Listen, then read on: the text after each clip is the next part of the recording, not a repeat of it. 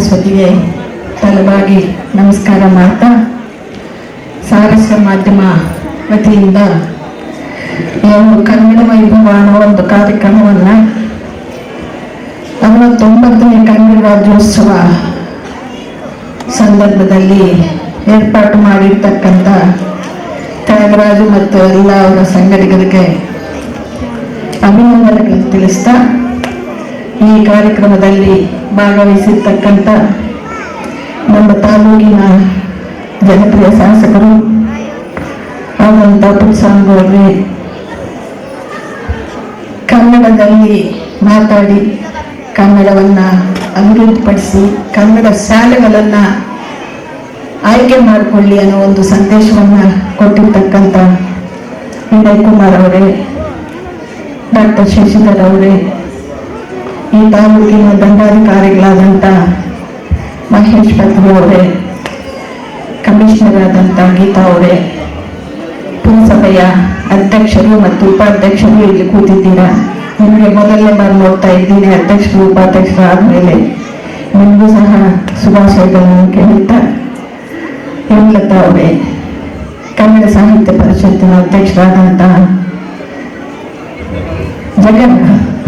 ಜಗನ್ನಥನವರೇ, ವೇದಿಕೆ ಮೇಲೆ ಕೂತಿರ್ತಕ್ಕಂಥ ಎಲ್ಲ ಕನ್ನಡ ಪರ ಸಂಘಟನೆಗಳ ಅಧ್ಯಕ್ಷರು ಮತ್ತು ಕಾರ್ಯಕರ್ತರು, ಕನ್ನಡ ಅಭಿಮಾನಿಗಳು, ಈ ಕಾರ್ಯಕ್ರಮಕ್ಕೆ ಆಗಮಿಸತಕ್ಕಂಥ ಎಲ್ಲ ಕನ್ನಡದ ಮಕ್ಕಳೇ, ಅದರ ಜೊತೆಗೆ ಇವತ್ತು ಇಲ್ಲಿ ಸಾಂಸ್ಕೃತಿಕ ಕಾರ್ಯಕ್ರಮಗಳನ್ನು ಮಾಡಿರ್ತಕ್ಕಂಥ ಎಲ್ಲ ಮುದ್ದು ಮಕ್ಕಳೇ, ಅವ್ರು ನೋಡ್ತಿದ್ರೆ ನಿಜವಾಗ್ಲೂ ಜಗತ್ತೇ ಮರ್ತಂಗಿತ್ತು.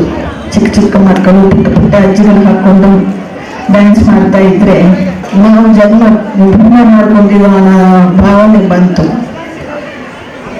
ಈಗ ಕನ್ನಡ ರಾಜ್ಯದ ಕನ್ನಡದ ಬಗ್ಗೆ ಮಾತಾಡಬೇಕಾದ್ರೆ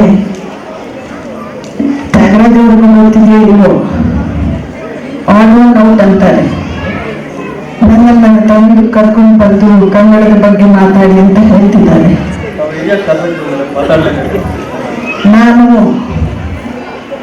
ನನ್ನ ಮಾತೃಭಾಷೆ ತೆಲುಗು, ಬಟ್ ಇಲ್ಲಿ ಕಷ್ಟ ಅನಿಸ್ಲಿಲ್ಲ ನನಗೆ. ಮದುವೆ ಮಾಡ್ಕೊಂಡು ಬಂದ್ಮೇಲೆ ಇಲ್ಲೆಲ್ಲ ಕನ್ನಡ ತೆಲುಗು ಮಾತಾಡೋದೇ ಸಿಕ್ಕಿದ್ರು. ಅದೊಂದು ಪುಣ್ಯ ಅನಿಸುತ್ತೆ ನನಗೆ. ಅದಾದ್ಮೇಲೆ ಅನ್ಎಕ್ಸ್ಪೆಕ್ಟೆಡ್ ಆಗಿ ರಾಜಕಾರಣಕ್ಕೆ ಕಾಲಿಟ್ಟೆ. ಇನಾರ್ಮಸ್ ಆಗಿ ಜೆಪಿ ಮೆಂಬರ್ ಆದೆ. ಮೊದಲ ಜೆಪಿ ಬಂದರ ಓನ್ಲಿ ಪರ್ಸನ್, ನಾನೊಬ್ಬಳೇ ಇಡೀ ಕರ್ನಾಟಕದಲ್ಲಿ ಇನಾರ್ಮಸ್ ಆಗಿದ್ದಿರುವಂತ ಜಿಲ್ಲಾ ಪಂಚಾಯತ್ ಮೆಂಬರ್ ಆ ಕಾಲದಲ್ಲಿ. ಮೀಟಿಂಗ್ ಕರೆದ್ರು, ಕನ್ನಡ ಬರಲ್ಲ, ಏನ್ ಮಾಡತ್ತ ಮಾತಾಡ್ಬೇಕು ಅಂತ ಆ ಕಡೆ ಈ ಕಡೆ ನೋಡ್ತಿದ್ದೆ. ಅಲ್ಲಿ ಯಾರೋ ಹೇಳಿದ್ರು ಹಿರಿಯರು, ತೆಲುಗಿನಲ್ಲಿ ಮಾತಾಡಮ್ಮ, ಈ ತಾತ ಅಂತ ತೆಲುಗಿನಲ್ಲಿ ಮಾತಾಡ್ತಾ ಉಂಟೆ ಅಂತಂದ್ರು. ಇನ್ನೇನು ಪರ್ಮಿಷನ್ ಸಿಕ್ಕಿದೆ ಅಲ್ವಾ ಅಂತ ತೆಲುಗಿನಲ್ಲಿ ಭಾಷಣ ಹೊಡೆದೆ. ಮಾರನೇ ದಿನ ಎಲ್ಲ ಪೇಪರ್ಸ್ ಅಲ್ಲಿಯೂ ಸಹ ಒಂದು ಆರ್ಟಿಕಲ್, ಕನ್ನಡ ಬಾರದೇ ಇರುವಂತ ಒಬ್ಬ ವ್ಯಕ್ತಿಯನ್ನ ನಾವು ಜಿಲ್ಲಾ ಪಂಚಾಯತ್ ಮೆಂಬರ್ ಮಾಡ್ಕೊಂಡಿದ್ದೀವಿ, ನಮ್ಮ ಕ್ಷೇತ್ರದ ದುಡ್ಡ ಇರುವ ಅಂತ ಬಂದ್ಬಿಟ್ಟು. ಇದಕ್ಕೆ ತಪ್ಪಾಗಿ ಹೊಡಿಬೇಕು ನೀವು, ಯಾಕಂದ್ರೆ ಕನ್ನಡ ಪ್ರಶ್ನೆ ಮಾಡಿಬಿಟ್ರು. ಆವಾಗ ಒಂದು ಹಠ ಅಂತಾರೆ, ಸ್ವಲ್ಪ ನಾನು ಹಠವಾದಿ ಅಂದ್ರು, ಸ್ವಲ್ಪ ಏನಾದ್ರೂ ಸಾಧಿಸಬೇಕು ಅನ್ನೋ ಒಂದು ಹಠ ನನ್ನಲ್ಲಿ ನಿಂತಿತ್ತು. ನಂದಿರ ಇಲ್ವೋ ವಿತಿನ್ 2 months ಕನ್ನಡ ಮಾತಾಡೋದು ಕಲಿತೆ. ಜಿಲ್ಲಾ ಪಂಚಾಯತಲ್ಲೂ ಮಾತಾಡ್ತಿದ್ದೆ. ಅದೃಷ್ಟವಶಾತ್ 94ರಲ್ಲಿ ಶಾಸಕಿ ಆದೆ.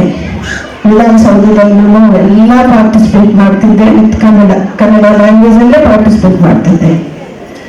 ಆದ್ರೆ ರಮೇಶ್ ಕುಮಾರ್ ಅವರು ಹೇಳಿಸೋರು, ನೀವು ಕಷ್ಟಪಟ್ಟು ಕನ್ನಡ ಮಾತಾಡಿದ್ರು ತೆಲುಗು ಆಕ್ಸೆಂಟ್ ಇದೆಯಮ್ಮ ನಿನ್ನಲ್ಲಿ ಅನ್ನೋರು. ಅದರಿಂದ ಮತ್ತೆ ಬರೆಯೋದು ಕಲ್ತ್ಕೊಂಡ್ಬಿಟ್ಟೆ, ಓದೋದು ಕಲ್ತ್ಕೊಂಡ್ಬಿಟ್ಟೆ. ಈಗ ಮಾತಾಡ್ತೀನಿ, ಚೆನ್ನಾಗಿ ಮಾತಾಡ್ತೀನಿ ಅಂತ ಹೇಳಲ್ಲ, ಬಟ್ ಮಾತಾಡ್ತೀನಿ. ಕನ್ನಡ ಅಂತೂ ಮಾತಾಡ್ತೀನಿ, ಅರ್ಥ ಮಾಡ್ಕೊಳ್ತೀನಿ. ಒಂದು 10 ಜನಕ್ಕೆ ಏನಾದರೂ ನನ್ನ ಭಾವನೆಗಳು ಹೇಳಬೇಕು ಅಂದ್ರೂ ಸಹ ಹೇಳುವಂತ ಶಕ್ತಿ ನನ್ನಲ್ಲಿದೆ ಅಂತ ಹೇಳ್ಕೊಳ್ಳಕ್ಕೆ ಹೆಮ್ಮೆ ಅನಿಸ್ತಾ ಇದೆ. ಅದರಿಂದ ನಿಜ, ನಮ್ಮ ಮಾತೃಭಾಷೆ ಏನೇ ಆಗಿರಲಿ, ನಮ್ಮ ಕರ್ನಾಟಕ ರಾಜ್ಯದಲ್ಲಿ ಕನ್ನಡವನ್ನ ಬೆಳೆಸುವಂತ, ಕನ್ನಡವನ್ನ ನಮ್ಮ ರಕ್ತದಲ್ಲಿ ಜೀವನ ಮಾಡಿಕೊಳ್ಳುವಂತ ಶಕ್ತಿ ಪ್ರತಿಯೊಬ್ಬರಿಗೂ ಬರಬೇಕು ಅಂತ ವಿನಯ್ ಅವರು ಏನ್ ಹೇಳಿದ್ರು ಅದನ್ನು ನಾನು ಮನಸ್ಸ ವಾಚ ಹೋಗ್ತೀನಿ. ಇದಕ್ಕೆ ಮೊದಲನೇದು ಕನ್ನಡ ಸ್ಕೂಲ್ಸ್ ಅನ್ನ, ನಮ್ಮ ಶಾಲಾ ಮಕ್ಕಳಲ್ಲಿ ಕನ್ನಡಾಭಿಮಾನವನ್ನ ಬೆಳೆಸುವ ರೀತಿಯಲ್ಲಿ ಟೀಚರ್ಸ್ ಏನಿದ್ದೀರಾ ನೀವೆಲ್ಲರೂ ಸಹ ಅವರನ್ನ ಆ ನಿಟ್ಟಿನಲ್ಲಿ ಬೆಳೆಸಬೇಕು.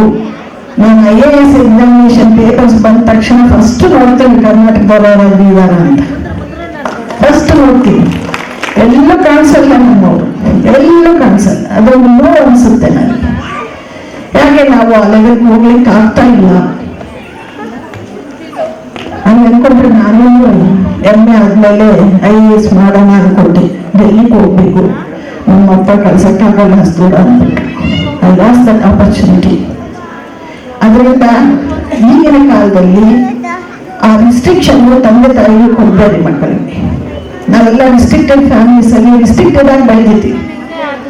ಹಾಗಂತ ಮಕ್ಕಳನ್ನ ಆಸೆ ಏನಿದೆ ಅದನ್ನ ಈಡೇರಿಸಲಿಕ್ಕೆ ತಂದೆ ತಾಯಿಗಳು ಪ್ರಯತ್ನ ಮಾಡಬೇಕು. ಎಷ್ಟು ಶಕ್ತಿ ಇದೆಯೋ ಅಷ್ಟು ಪ್ರಯತ್ನಗಳನ್ನು ಮಾಡಿ ನಮ್ಮ ಮಕ್ಕಳನ್ನ ಸರಿಯಾದ ರೀತಿಯಲ್ಲಿ ಬೆಳೆಸಿ ಅವರು ಸಹ ಮುಂದಿನ ದಿನಗಳಲ್ಲಿ ಕರ್ನಾಟಕ ರಾಜ್ಯಕ್ಕೆ ಒಳ್ಳೆಯ ಹೆಸರು ತರಲಿ.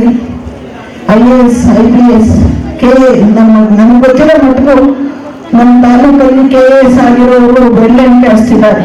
ಆದ ಲಕ್ಷ್ಮಣ ಒಬ್ರು, ವರಪ್ರಸಾದ್ ರೆಡ್ಡಿ ಒಬ್ರು, ಇನ್ನೊಬ್ರು ಯಾರು ಇದ್ದಾರೆ, ಅವ್ರ ಹೆಸರು ಮಾಡ್ತಿದ್ದೀನಿ. ಓನ್ಲಿ 3 ಮೆಂಬರ್ಸ್ ಇನ್ ಬಾಲಕಿನ್ನೂರು ತಾಲೂಕು. ಯಾಕೆ ಅಷ್ಟು ಹಿಂದಿದ್ದೀವಿ ನಾವು ಓದೋದ್ರಲ್ಲಿ ಅಂತಂದಾಗ, ನಾವು ನಮ್ಮ ಮಕ್ಕಳನ್ನ ಓದೋಷ್ಟರಲ್ಲಿ ಇಂಟ್ರೆಸ್ಟ್ ಅಂತ ಏನು ಹೇಳಬೇಕು, ಇಂಟ್ರೆಸ್ಟ್ ಅನ್ನ ತೋರಿಸಿ ಮಕ್ಕಳನ್ನ ಸರಿಯಾದ ರೀತಿಯಲ್ಲಿ ಓದಿಸಿ ಅವ್ರು ಏನು ಆಸೆ ಪಡ್ತಾರೆ ಅದನ್ನು ನಾವು ಅವ್ರಿಗೆ ಕೊಟ್ಟು ಅವ್ರನ್ನ ಸರಿಯಾದ ರೀತಿಯಲ್ಲಿ ಬೆಳೆಸುವ ಒಂದು ಕಾರ್ಯಕ್ರಮವನ್ನ ನಾವು ತಂದೆ ತಾಯಿಗಳು ಹಾಕೋಬೇಕು. ಆ ನಿಟ್ಟಿನಲ್ಲಿ ನಮ್ಮ ಮಕ್ಕಳೆಲ್ಲರೂ ಮುಂದಿನ ದಿನಗಳಲ್ಲಿ IAS ಲಿಸ್ಟಲ್ಲಿ ನಮ್ಮ ಗೋವಿಂದ ತಾಲೂಕಿನ ಹುಡುಗರು ಇರಲಿ.